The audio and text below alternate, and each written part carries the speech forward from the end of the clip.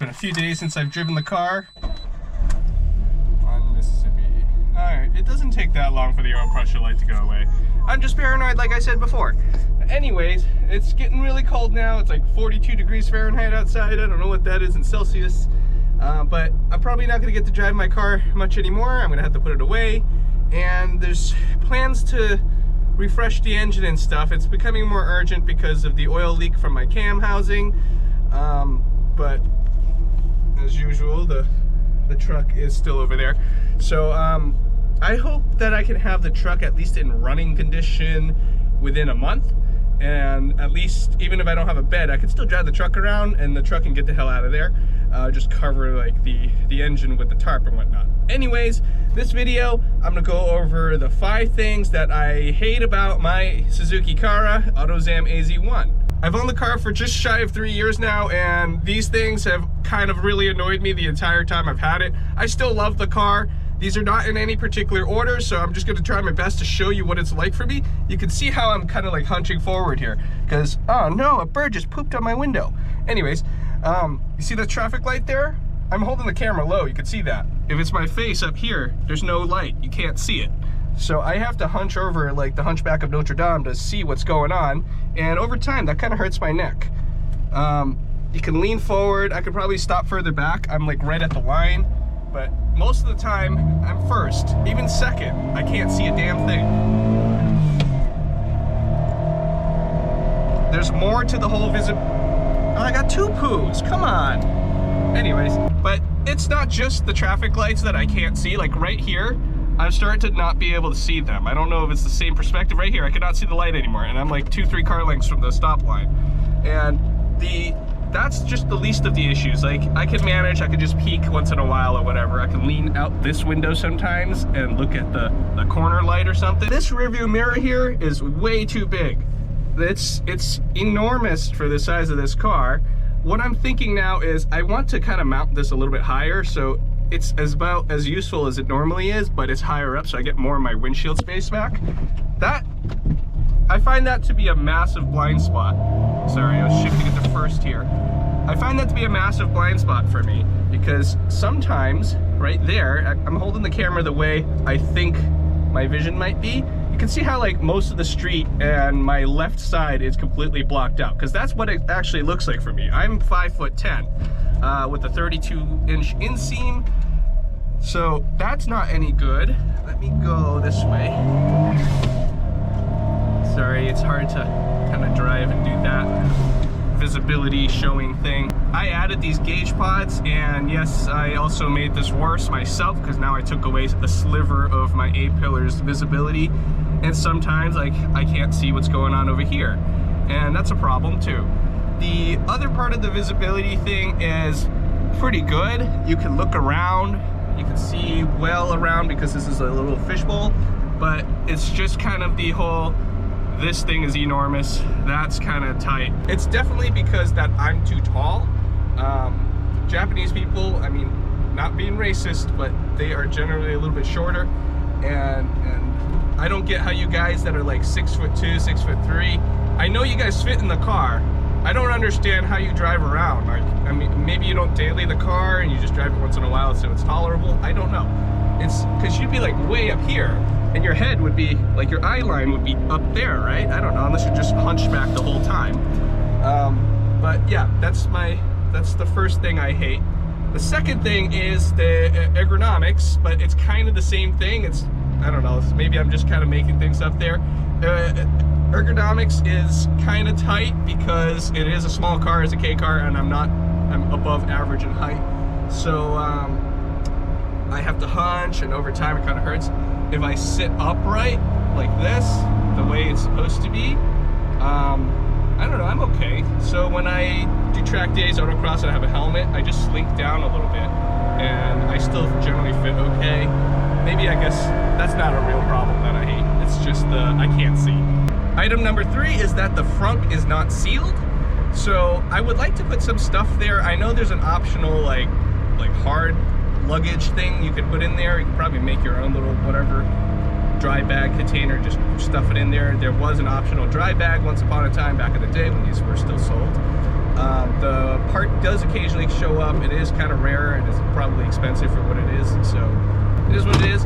But I would like if the front could be sealed off so it's actually weather tight and it doesn't get like dusty and wet. So that's another thing I don't like, but it's a minor issue. I still haven't really put anything up there because I usually don't need to. There's plenty of space back here. The fourth item I don't like is how thin all the sheet metal is. Yes, it is a K car. It's like a cheap economic car of the time, or even nowadays, right? But so it makes sense that they have to be lightweight and have the same material and whatnot. The problem here is it's really easy for this car to rust out because it's so thin. Like, some surface rust will eventually become rot really quick. And that's a problem. And you know, here when I was repairing the sheet metal on the floor, it was really thin, really hard to work with. It was like 22 gauge or something like that. I don't remember exactly what it was anymore, but it's paper thin. The other issues just recently discovered was the stress cracking on the door, the actual door hull right here. You can see that there's a split. I'm not some engineer, I'm just kind of eyeballing things and trying to logically figure things out here. It's probably because of like the rubber stopper not being adjusted properly, and then there's definitely flex in the whole door system. So when you slam this thing down, the door has to give, and when the door gives, it doesn't, you know, you get these stress cracks that happen over time. My passenger side door doesn't have this problem, so this must mean that my passenger door wasn't as used as my driver's side door. So whoever owned this car in Japan back then probably never really had a passenger, which made sense.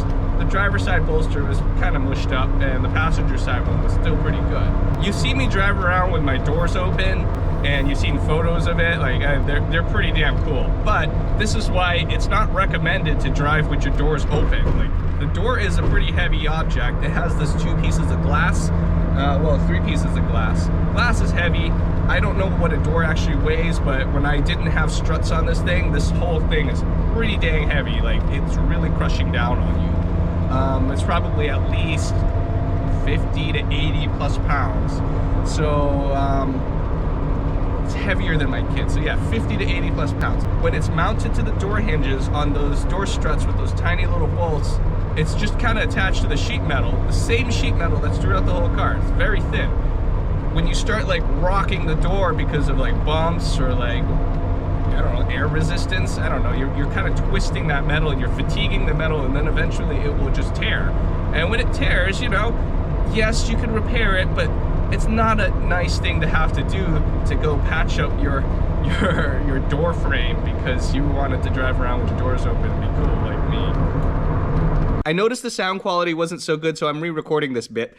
I noticed when the door was open, if you like rock the door because of like bumps or whatever, if you're driving with the door open, as I was saying earlier, in addition to just possibly breaking the mounts, I noticed the whole like frame kind of twisting a little bit.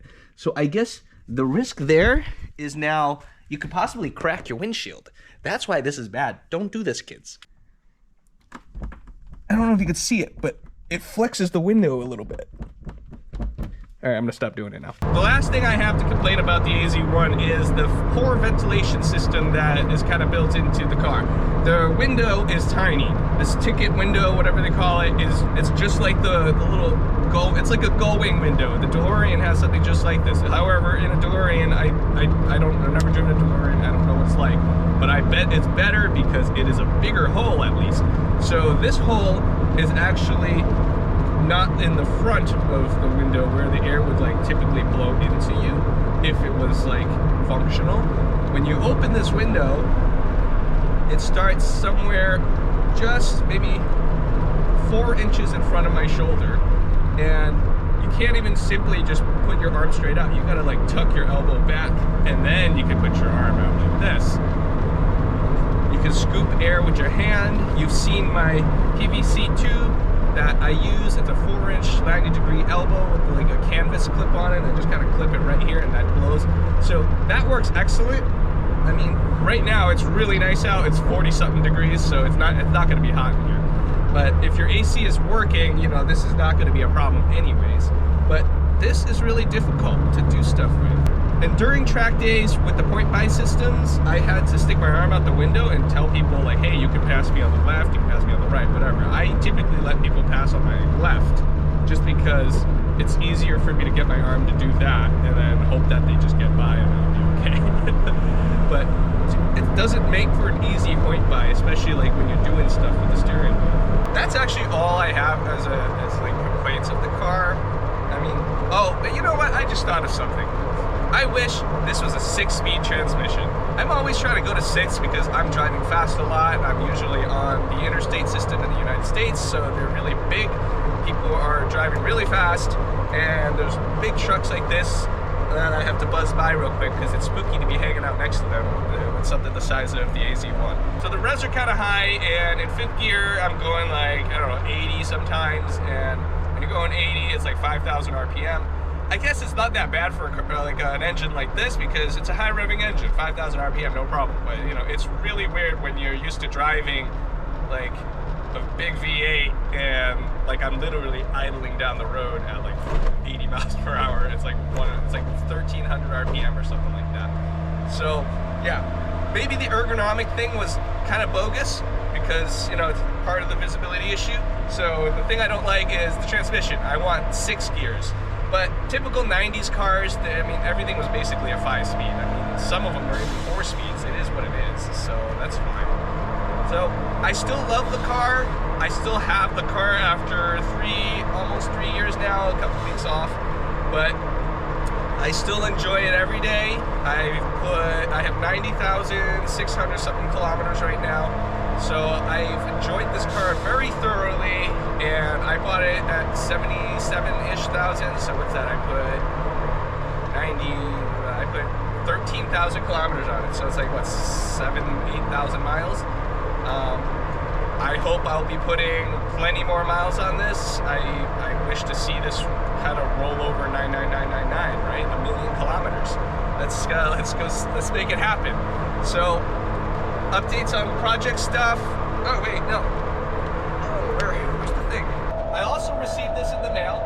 It's the short card version of the Mazda Autozam AZ-1. This is not really available in the US. I don't think I've seen one of these short ones for sale before other than in pictures online. The same with that box one. Thank you for sending me this, Bati. Bati sent me this from Greece, and I didn't know I had viewers of like my stuff in Greece. You know, that's really cool. So, and you found me to send me this stuff. That's cool too. I guess you saw that Sean sent me the box version from the last 1 or 2 videos ago, and you wanted to participate. It's really cool that I've been receiving these little like fan mail, I guess. Is this fan mail?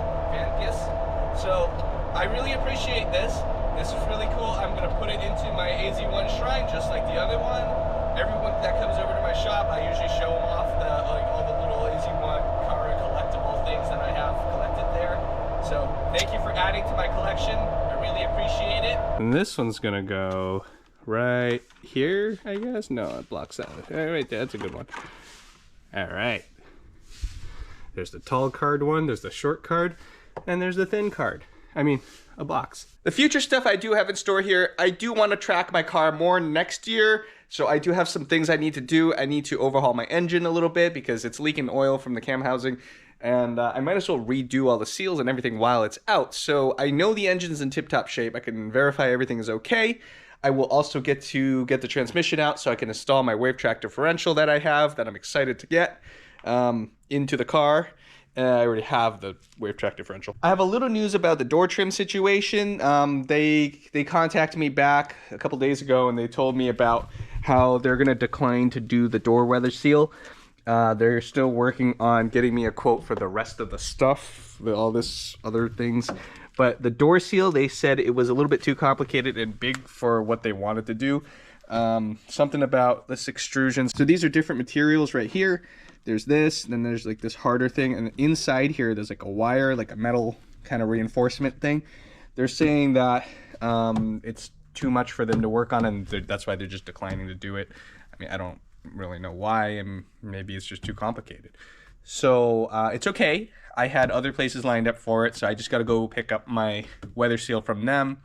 Then I can go send it out to the next place. I was hoping to work with a place local to me because it would just be easier for me to just be able to come back and forth, communicate, and test fit, because my car is right here. We don't have to mail things back and forth, but it is what it is.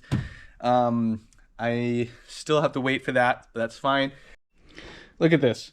These were brand new trims that I got 2-ish years ago, and they're already doing the weird thing where it's starting to not fit properly and kind of fall off the channels. This is like expansion, I guess. Over here, it's starting to get a little weird too. I did put glue on this. Maybe I didn't have enough glue. I don't know. Over here, it's doing the same thing. It's starting to shrink, so it's not filling in the whole gap here. You can't reference off of this because this is the original one. I never replaced it. That's how you can see there. That's bad. But over here, this, I just know this is getting wavy. I don't know, like, I don't know what the deal is, but apparently they all do this. And it's wild. Someone recently bought a set of these. It's a new old stock, but it's all like broken. And they paid like 22,000 yen or something. That is wild. So I think I can probably get this for way less than all the pieces combined from like the original like dealer prices. But we'll see. Let's not talk about that yet. Also, I have to contact the place about my custom door struts. It's Strutwise. They're out in Canada. I don't want to drag this out to 3 years. I just want to have door struts. So I'm excited to maybe one day get nice thick door struts again. And I think that's it for now. It's time for me to drop another hint about the K cars that I have coming. So the fourth one is now a Daihatsu Mira. It's a Daihatsu Mira walkthrough van. So it's like it looks like a milk truck, and it has like school bus doors. Well, the back was school bus doorsy, like the foldy doors. I don't know. I'm calling them school bus doors. So so now what you guys know is I have a carry that's coming. I have another carry that's coming. That one will be a dump carry, and I have a Suzuki Cappuccino, and I have the Daihatsu Mira walkthrough van. And that's pretty much it. So that's 4 of them. There's still one more. And I have, you know what? I might as well just tell you now. The 5th one's also a Daihatsu Mira walkthrough van. So one has the square headlights, the other one has the round headlights, and yeah, that was a fiasco. But now I have both of them. They're all coming. They're waiting to get on a boat, and what do you call it? So once they get on a boat, they're gonna go to Newark, and I'm gonna figure out how to get them from Newark to me. I'm no longer doing a container because there's 5 of them, and it didn't make sense because only the container could only take 4 of them, and it was more expensive to do it that way. It is what it is. We'll figure it out. Thank you for watching. Subscribe for more K-Car content. Leave a comment below on what you think about the 5 things I don't like about my AZ-1. And if you agree with me, if you disagree with me, if you have something else to add, then I can look at it and you can annoy me with it, because then I will realize, because I haven't realized yet. And I'll see you next time on the next thing, or you'll see me next time. I got to start working on that now. I'm going to go over there and do my transmission stuff.